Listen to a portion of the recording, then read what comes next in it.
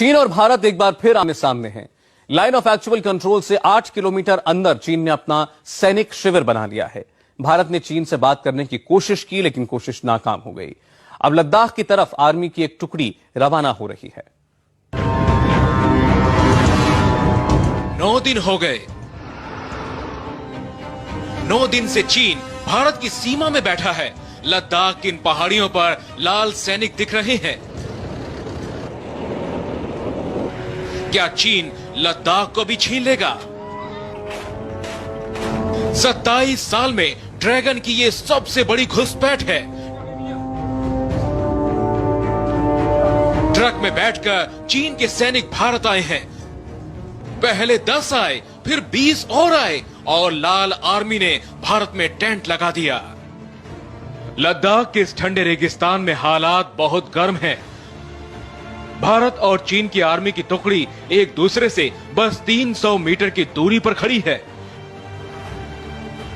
चीन है कि मानता नहीं। 2 बार चीन से बात हो चुकी है, दोनों बार बातचीत फेल हो गई। अब आर या पार के हालात हैं। Our government will take every step to protect the national integrity of the country. That is what I told Delhi. I repeat that now. At the same time, negotiations are going on at various levels to resolve the issue peacefully. At this stage, don't ask me further things.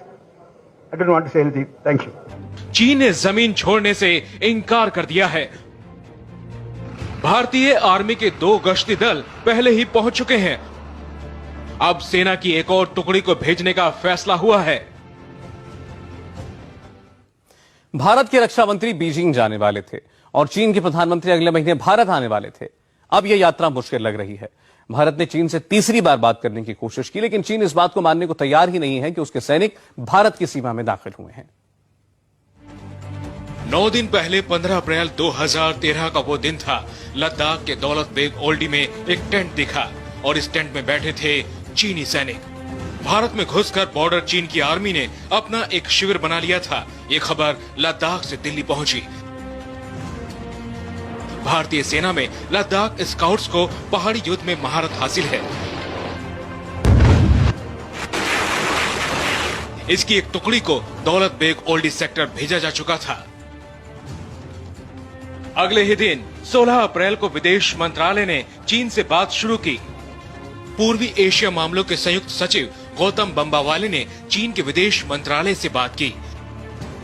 एक तरफ विदेश मंत्रालय बात कर रहा था, दूसरी तरफ भारतीय आर्मी लद्दाख की तरफ रवाना हो रही थी। 17 अप्रैल को भारतीय फौजियों का दूसरा गश्ती दल भेजा गया। भारतीय आर्मी की इस टुकड़ी ने दौलत बेग ओल्डी चीनी आर्मी को बैनर दिखाया। इसे बैनर ड्रिल कहा जाता है। बैनर ड्रिल में भारतीय आर्मी के गश्ती दल ने चीनी आर्मी से कहा कि आप हमारे इलाके में हैं।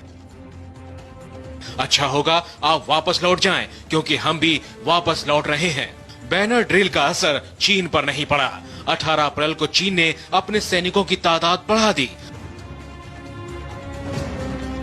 भारतीय सेना के पुत्र से कैंप के पास चीनी सेना की टेंट में पीएलए फौजियों की तादाद बढ़कर 30 हो गई। एक तरफ चीन घुसपैठ बढ़ा रहा था, दूसरी तरफ बातचीत भी फेल हो गई। भारत और चीनी अफसरों के बीच फ्लैग मीटिंग हुई, लेकिन कुछ नहीं हुआ। उसमें पूर्ण रूप से हम संतुष्ट नहीं हैं कि जो कार्रवाई हो रही है उस कार्रवाई से एक जो समस्या उत्पन्न हुई है उसका समाधान स्पष्ट रूप से आए। तो अभी हम संतुष्ट नहीं हैं, लेकिन अभी चर्चा में है, बातचीत चल रही है। तो ऐसा नहीं है कि इसको लेकर कोई विशेष चिंता इस समय व्यक्त करने की आवश्यकता है। दिल्ली में विदेश सचिव रंजन मथाई ने चीन के राजदूत वेई वेई को बुलाया और कहा चीन अपने सैनिकों को वापस बुला ले।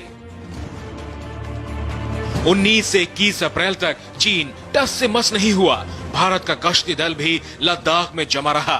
17 तारीख से हर रोज चीनी आर्मी को वही बैनर दिखाया गया। बैनर दिखाकर कहा गया आप वापस लौट जाएं, हम भी वापस लौट रहे हैं। चीन के सैनिक नहीं लौटे। लेकिन चीन ने जो कब्जा किया, मैं बोल रहा हूँ 8 साल से लगातार इसको गंभीरता से क्यों नहीं लेते? हाँ, उसके अंदर रिकॉर्ड है जेल का मुद्दा। ये मुद्दा तो जांच हो जाएगी, पड़ताल हो जाएगी, कौन फंसता कौन बचता। सीमा पे कब्जा हो रहा है। अब आई 22 अप्रैल की तारीख। पहली बार चीन के विदेश मंत्रालय ने अपनी बात खुलकर सामने रखी, लेकिन जो कहा वो बड़ा चौंकाने वाला था। चीन ने कैमरे पर कहा, चीनी आर्मी के गश्ती दल ने वास्तविक नियंत्रण रेखा को नहीं तोड़ा है, भारत में घुसपैठ नहीं हुई है। ये चीन का झूठ था। भारत के पास घुसपैठ की तस्वीरें हैं। चीनी आर्मी लद्दाख में दिख रही है, चीनी आर्मी के टेंट दिख रहे हैं। ये हालत आर पार की थी। तनाव खत्म करने की एक और कोशिश हुई। 23 अप्रैल को सुबह 10:30 बजे फ्लैग मीटिंग फिर शुरू हुई। 5 घंटे तक मीटिंग चली।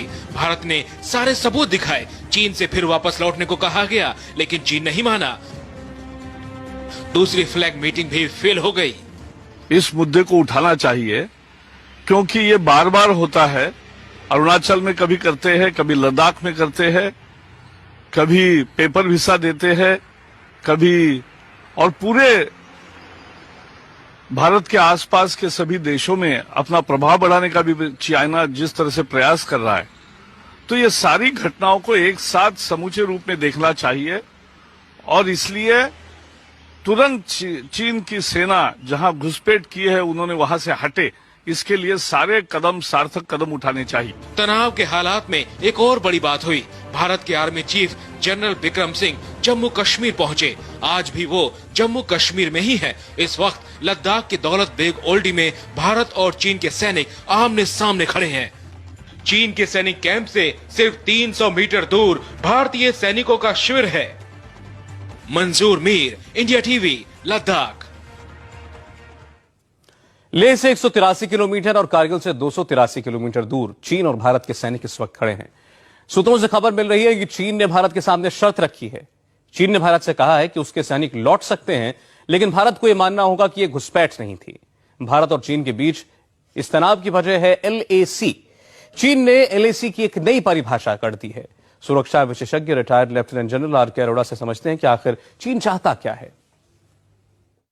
भारत और चीन के बॉर्डर की जो लड़ाई है वो इस मैप के सहारे अगर आप हमें बता सकें कि असल में मुद्दा क्या है और कितना हिस्सा भारत का ऐसा है जिस पर चीन अपना कब्जा कर रहा है। ओके, अगर आप अपनी नज़र ले जाएं इस मैप पर, जम्मू एंड कश्मीर के मैप पर, इसमें आप देखेंगे कि ये जो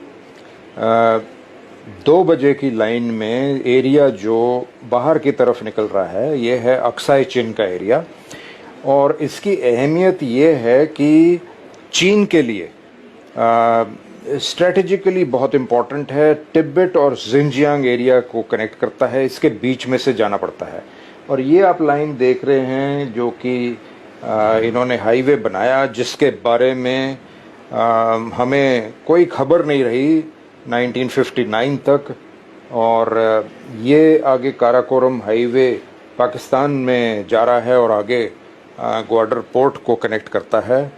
तो ये बनने के बाद कोई सवाल ही नहीं है कि चीन इस एरिया को छोड़ दे, क्योंकि जिनजियांग का इलाका इनके लिए बहुत अहमियत रखता है और अक्साई चिन के बीच में से ही जाता है।